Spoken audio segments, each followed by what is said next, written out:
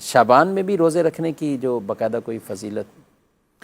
نبی پاک صلی اللہ تعالی علیہ وآلہ وسلم علاوہ رمضان دیگر جو مہینے ہیں، جو 11 مہینے ہیں، ان 11 مہینوں میں آپ صلی اللہ تعالی علیہ وآلہ وسلم شعبان المعظم میں بکثرت روزے رکھا کرتے تھے۔ یعنی اسی کثرت روزہ رکھنے کو یوں بھی تعبیر کیا گیا کہ آپ صلی اللہ تعالی علیہ وآلہ وسلم ماہ شعبان میں روزے رکھتے رکھتے اس کو ماہ رمضان سے بھی ملا دیا کرتے تھے۔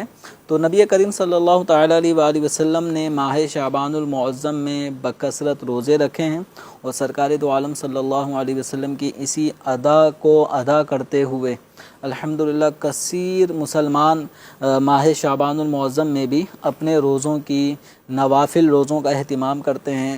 اور خواتین کے لیے بھی ایک موقع ہوتا ہے کہ ماہ رمضان میں جو روزے ان کے رہ گئے ہوتے ہیں تو وہ اگلے ماہ رمضان آنے سے پہلے اس ماہ شعبان المعظم میں ان کی قضا بھی کر لیں۔ اور یہ اچھا ایک طریقہ ہے، کیونکہ جس کے ذمے قضا روزے باقی ہوں تو اس قضا روزے رکھنے والے کا اگلے ماہ رمضان میں جو روزے آتے ہیں ان کا ثواب موقوف رہتا ہے۔ تو اس حوالے سے بھی ہر آنے والے رمضان سے پہلے گزشتہ رمضان کے روزوں کی قضا بھی کر لینی چاہیے۔